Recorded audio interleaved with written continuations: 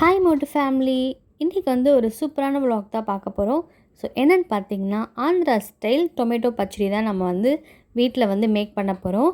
So அது எப்படின்னு தான் வந்து இந்த வீடியோவில் வந்து பார்க்க போகிறீங்க. தக்காளி வந்து பார்த்திங்கன்னா நல்லா மெலிசாவே கட் பண்ணி போட்டுக்கோங்க. ஸோ அது கூட வந்து ஒரு புடி வந்து கல்லுப்பு ஆட் பண்ணிங்கன்னா மட்டும்தான் உங்களுக்கு வந்து இந்த மாதிரி நல்லா ட்ரையாக வந்து காயும். அப்படி இல்லைன்னா கண்டிப்பாக வந்து தக்காளியில் வந்து பார்த்திங்கன்னா ஃபங்கஸ் வந்துடும். நான் வந்து பார்த்திங்கன்னா 1.5 கிலோ தக்காளி எடுத்திருக்கேன். ஸோ அதுக்கு ஏற்ற மாதிரி புளி வந்து ஒரு 45 கிராம் எடுத்திருக்கேன். ஸோ இந்த தக்காளி வந்து நல்லா வாஷ் பண்ணி கட் பண்ணிவிட்டு ஸோ வெயிலில் வந்து ஒரு கிட்டத்தட்ட ஒரு 4 டேஸ் வந்து நல்லா காய வைங்க. ஸோ இந்த மாதிரி வந்து நல்லா ட்ரை ஆகிட்ட அப்புறம் ஸோ கொஞ்சமாக வந்து நம்ம புளி ப்ளஸ் இந்த காய வச்சுருக்க தக்காளியை வந்து வெதுவெதுப்பான சுடுதண்ணி ஆட் பண்ணி கொஞ்சம் வந்து மிக்ஸ் பண்ணி ஒரு 5 மினிட்ஸ் வந்து தனியாக எடுத்து வச்சுருங்க. ஸோ இப்போ வந்து பார்த்திங்கன்னா நம்ம தாளிப்புக்கு என்னென்னலாம் தேவைன்னு பார்த்தீங்கன்னா, நான் வந்து கடுகு 2 ஸ்பூனு, வெந்தயம் 2 ஸ்பூன் வந்து ஃப்ரை பண்ணி வச்சுருக்கேன். ஸோ அதை வந்து பவுட்ரு ஆக்கணும். நெக்ஸ்ட்டு வந்து பூண்டு, உளுத்தப்பருப்பு, கடலைப்பருப்பு, நம்மளுக்கு தேவையான அளவுக்கு வந்து பார்த்திங்கன்னா சால்ட்டு வந்து நான் இதுலேயே ஆட் பண்ணிக்கிறேன். ஸோ ஃபர்ஸ்ட்டு நம்ம வந்து இந்த தக்காளி புளி வந்து பார்த்திங்கன்னா மிக்சியில் போட்டு நல்லா அரைச்சிக்கலாம். ஸோ நம்ம வில்லேஜ் ஸ்டைலில் பண்ணோன்னா வந்து பார்த்திங்கன்னா ஆட்டுக்கல்லில் செய்யும் போது இன்னும் அந்த தக்காளி ஊறுகாயோட ருசி வந்து வேறு லெவல் டேஸ்ட்டில் இருக்கும்.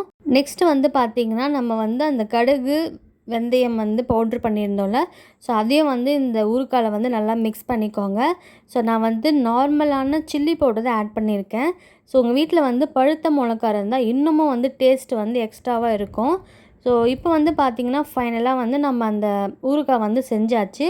இப்போ வந்து ஒரு பேன் வச்சுட்டு ஆயில் தேவையான அளவுக்கு வந்து ஆட் பண்ணிக்கோங்க.